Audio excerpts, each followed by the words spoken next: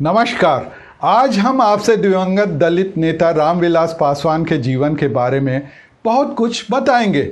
ये इत्तेफाक ही था कि रामविलास पासवान आज दलितों के बड़े नेताओं में से एक माने जाते हैं। 1977 के पहले तक वे एक साधारण नेता थे, लेकिन 1977 की भारी भरकम जीत ने उन्हें देश का चर्चित नेता बना दिया। उनका राजनीति में आना भी एक इत्तेफाक ही था। अगर समाजवादी नेता रामजीवन सिंह उनको राजनीति में नहीं लाए होते तो वे बिहार के पुलिस अधिकारी बनकर कब का रिटायर हो गए होते। लेकिन उनकी किस्मत में लिखा था कि वे चुनावी राजनीति में सर्वाधिक मतों से जीतने का 2 बार विश्व रिकॉर्ड बनाए और देश के दिग्गज नेता बनेंगे। रामविलास पासवान के सर्वाधिक मतों के जीतने के रिकॉर्ड को बाद में पूर्व प्रधानमंत्री नरसिम्हा राव ने तोड़ा। राव के रिकॉर्ड को अनिल बसु ने और अनिल बसु के रिकॉर्ड को गोपीनाथ मुंडे की पुत्री प्रीतम मुंडे ने तोड़ा। रामविलास पासवान का जन्म खगड़िया जिले के एक दलित परिवार में हुआ था। उन्होंने एमए और एलएलबी की उपाधि हासिल की। एक आम नौजवान की तरह उन्होंने पहले सरकारी नौकरी के लिए कोशिश शुरू की, पीएससी की परीक्षा पास की और डीएसपी पद के लिए चयनित हुए। उस समय बिहार में राजनीति में उथल पुथल मची हुई थी। 1967 के चुनाव के बाद मिलीजुली सरकारें बनती थी और कुछ समय बाद ही गिर जाती थी। 1969 में मध्यावधि चुनाव की नौबत आ गई। उस समय पासवान राजनीति से दूर पुलिस अधिकारी बनने की तैयारी में थी। तभी उनकी मुलाकात बेगूसराय के समाजवादी नेता रामजीवन सिंह से हुई। रामजीवन सिंह पासवान की प्रतिभा से बहुत प्रभावित हुए। उन्होंने उनको राजनीति में आने की सलाह दी। रामजीवन सिंह संयुक्त सोशलिस्ट पार्टी में थे। उनके सहयोग से पासवान राजनीति में आ गए और संसोपा के टिकट पर अलौली सुरक्षित सीट से चुनाव लड़ा। वे चुनाव जीत गए। पुलिस अधिकारी बनते बनते विधायक बन गए। 1969 की जीत के बाद पासवान की राजनीति में ठहराव आ गया। संसोपा के विघटन के बाद वे लोकदल से जुड़े। 1974 में जयप्रकाश नारायण के आंदोलन में शामिल हुए। इमरजेंसी का विरोध किया तो जेल में 19 माह के लिए ठूंस दिया गया। 1977 में जब भारतीय राजनीति ने नई करवट ली तो रामविलास पासवान अचानक बुलंदियों पर पहुंच गए। जनता पार्टी ने उन्हें 1977 में हाजीपुर सुरक्षित सीट से चुनाव लड़ने के लिए टिकट दिया। उस समय रामविलास बिहार के साधारण नेता थे। बहुत लोग उन्हें जानते तक नहीं थे।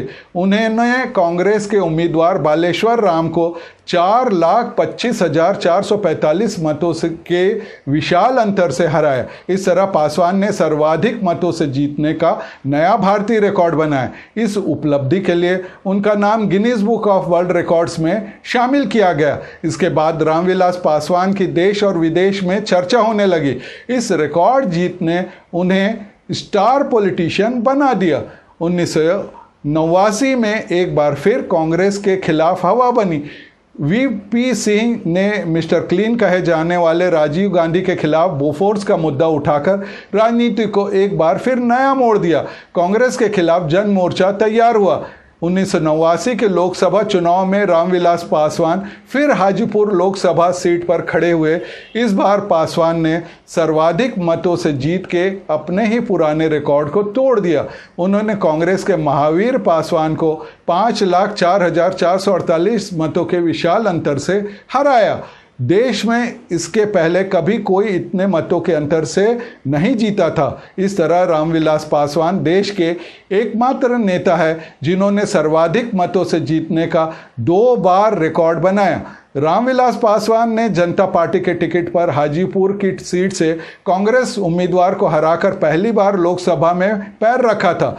पासवान इसके 8 साल पहले ही विधायक का चुनाव जीत चुके थे, लेकिन 1977 की उस जीत ने रामविलास पासवान को राष्ट्रीय नेता बना दिया।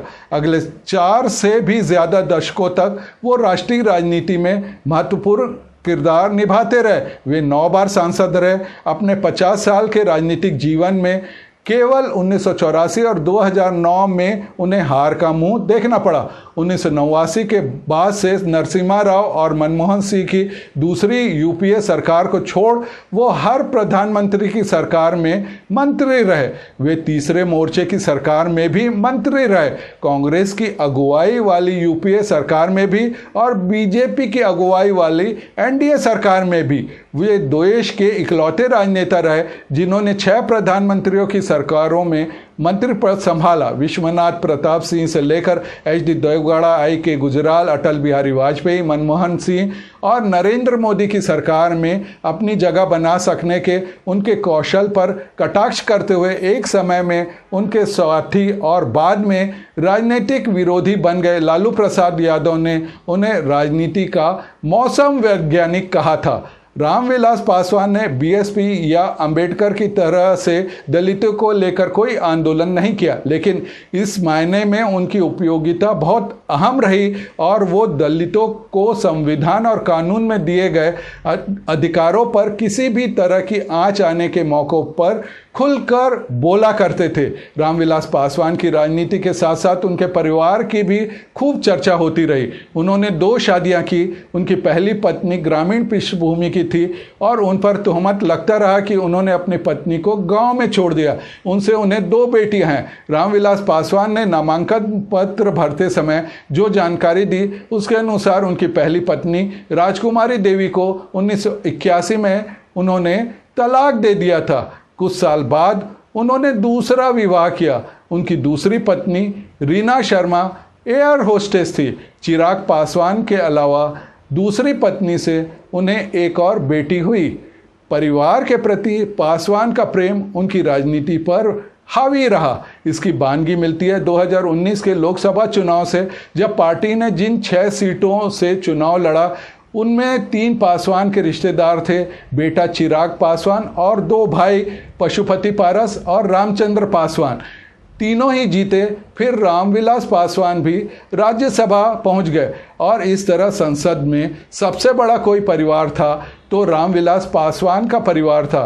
परिवारवाद पर पूछे जाने पर रामविलास कहते थे, हम जिस पर भरोसा करते हैं उनको हम आगे लाते हैं और क्या इस पर कोई प्रतिबंध है। उन्होंने अपने बेटे चिराग को पार्टी का राष्ट्रीय अध्यक्ष बना रखा है तो भाई के बेटे प्रिंस राज को बिहार में पार्टी का प्रदेश अध्यक्ष।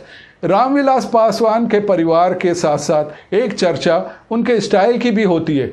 पासवान जिस पीढ़ी और जिस समूह के नेता रहे उनमें से उन्होंने अपनी एक अलग राह अपनी जीवन शैली से भी बनाई, खासकर पहनावे से। वे हमेशा सूट बूट में ही दिखाई देते थे। उनसे जब कोई 5 स्टार दलित नेता की छवि के बारे में पूछता तो वे खींच जाते। उनका जवाब होता था, ये आप लोगों की वो मानसिकता है कि दलित मतलब ये कि वो जिंदगी भर भीख मांगे, गरीबों में रहे और हम उसको तोड़ रहे हैं तो क्यों तकलीफ हो रही है। रामविलास पासवान ने बहुत आदर्शवादी राजनीति नहीं की, लेकिन एक दलित परिवार में जन्म लेकर बिना किसी मदद या पारिवारिक पृष्ठभूमि के इतने ऊपर तक जाना, ये उनके जज्बे को बताता है कि वे क्या क्या कर सकते थे। रामविलास पासवान को उनके काम करने के जुझारूपन, राजनीतिक हवा की समझ, विरोधियों से भी सामंजस्य बनाए रखने व वक्त में हाथ मिला सकने की कला के लिए सदैव याद रखा जाएगा।